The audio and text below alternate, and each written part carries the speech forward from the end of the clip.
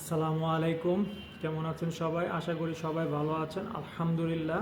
আজকে তিনটা বিষয় নিয়ে আলোচনা করব। ব্যায়ামের আগে আমরা সাধারণত যে তিনটা বিষয় গুরুত্ব দেই না, সেই বিষয় নিয়ে একটু আলোচনা করব। সর্বপ্রথম ঘুম। হ্যাঁ, ঘুম যদি আপনার ভালো না হয়, এক্সাম্পল 6 থেকে 7 ঘন্টা অথবা 7 থেকে 8 ঘন্টা যদি আপনার প্রপার স্লিপ না হয়, সেই ক্ষেত্রে আপনি জিমে আইসা 20 থেকে 30%-এর পারফরমেন্স মানে এনার্জি পাবেন না। জিমে আইসা ওই পরিমাণে আপনি ব্যায়ামে ফোকাস দিতে পারবেন না 20 থেকে 30% পর্যন্ত।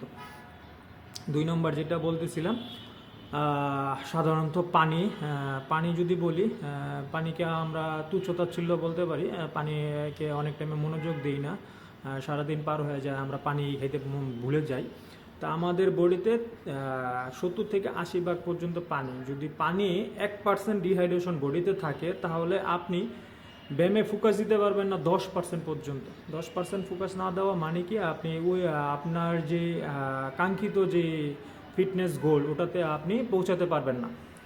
আচ্ছা, তারপরে আসি হইল ওয়ার্ম আপ এবং স্ট্রেচিং। ওয়ার্ম আপ এবং স্ট্রেচিংটা সাধারণত আমরা এটাকে কি বলি, সাধারণত এটা পোলাপাইনদের ব্যায়াম বলি। হ্যাঁ, অনেকে আসে মিয়া ছোটোবেলার ব্যায়াম দেখান। হ্যাঁ, তো এটা আসলে না। ব্যায়ামের আগে যদি ওয়ার্ম আপ এবং স্ট্রেচিংগুলো করি, সেক্ষেত্রে আমার 40% ইনজুরি হওয়ার ঝুঁকি কমে যায়। তো ওয়ার্ম আপ এবং স্ট্রেচিংটা খুবই গুরুত্বপূর্ণ। তো আমরা এই তিনটা বিষয় লক্ষ্য রাখবো। 1 নম্বর ঘুম, 2 নম্বর হইলো পানি, 3 নম্বর হইলো ওয়ার্ম আপ এবং স্ট্রেচিং। এটা এই ইনফরমেশনটা দেওয়ার জন্যই মূলত ভিডিওতে আসা। ধন্যবাদ সবাইকে। আসসালামু আলাইকুম। সবাই ভালো থাকবেন।